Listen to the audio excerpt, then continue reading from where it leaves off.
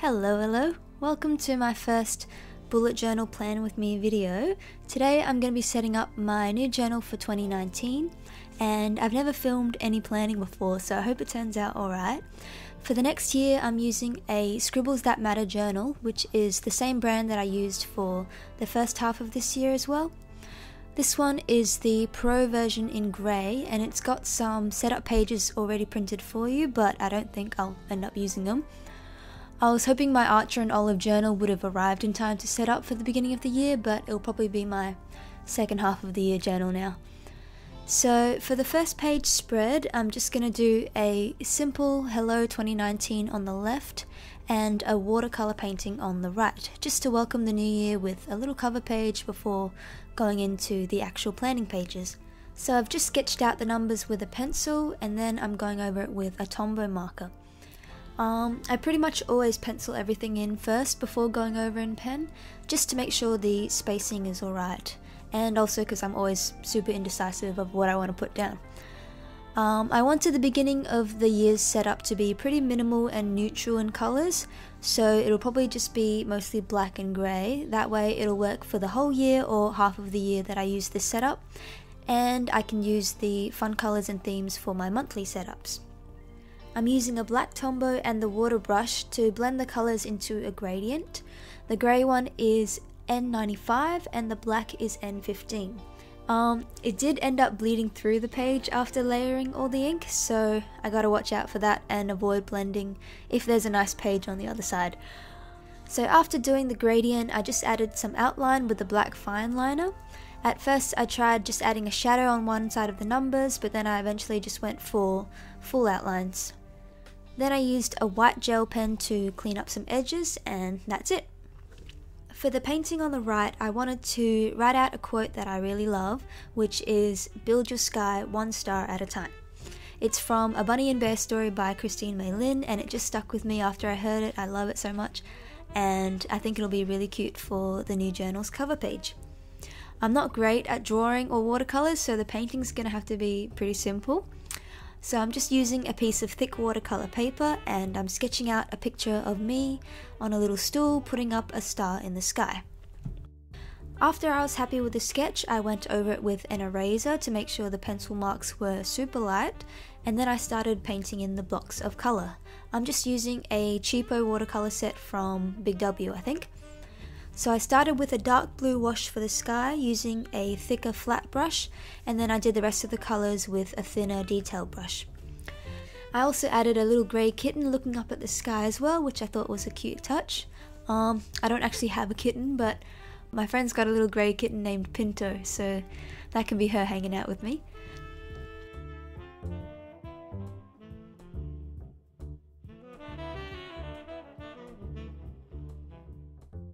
After I finished colouring the picture, I just got an old toothbrush and I used it to flick tiny white splatters over the whole picture. It doesn't show up very well on the video, but it kind of makes the sky look like it's got little twinkling stars.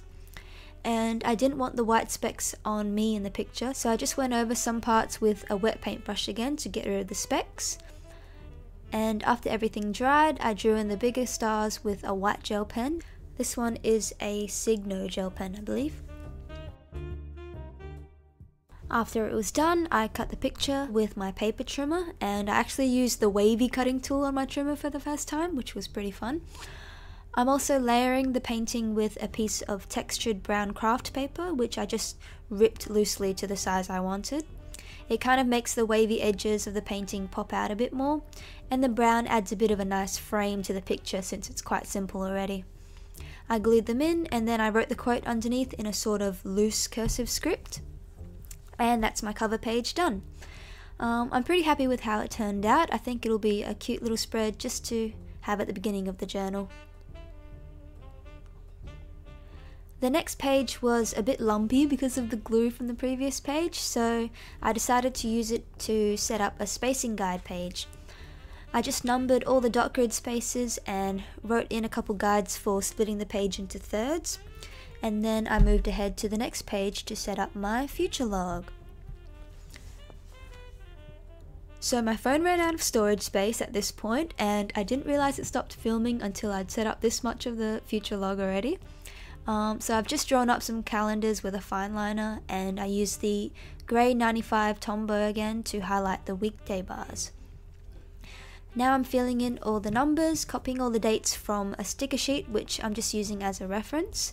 These stickers are from my Etsy store, Birdy Planning. They come in different colour palettes and they're super convenient for those who hate writing in all the dates and find it super tedious, but I'm not using them because I actually enjoy writing all the numbers in and just spending some time doing that, and I like the handwritten look of it as well. So this spread is January to June, and all the blank space under the calendars is for writing in future dates and events like uni placements, term dates, holidays and parties. And then when I set up my monthlies, I always go back to this log and copy all the dates across. In the top right space, I doodled in a paper plane with a fineliner that's flying toward the next page, which is going to be the rest of the year's months. And I just finished it by writing a future log title with a Tombow pen, and that's it. For the second half of the year, I only set it up on one page because I found that I don't usually have a lot of dates that far ahead to write in, and by the middle of the year I'll probably be starting a new journal anyway. This page's calendars are set up just like the previous spread, it just doesn't have the heading and the plane. On the right side of this spread, I decided to draw in my key for the bullet system that I use. I don't actually need a key in my journals because I know all of my symbols by now after a year and a half of bullet journaling, but it's just nice to have in a new journal anyway, and I had this spare half page to fill. I drew it so it looks like it's scribbled on a post-it note, and then I used a bit of washi tape, that's a silver plaid pattern, and I stuck it on the top. Oh, the fine liner I'm using for pretty much everything is a Sakura Pigma Micron in 0.1, I think. The next spread I'm setting up is a goals page for the new year. So I managed to pick 19 goals for 2019, which I've sorted into 4 different categories. Firstly, I sketched out 4 boxes on the right page, and then I used the same silver washi on the top of each box, so it looks like they're all notes that have been stuck in.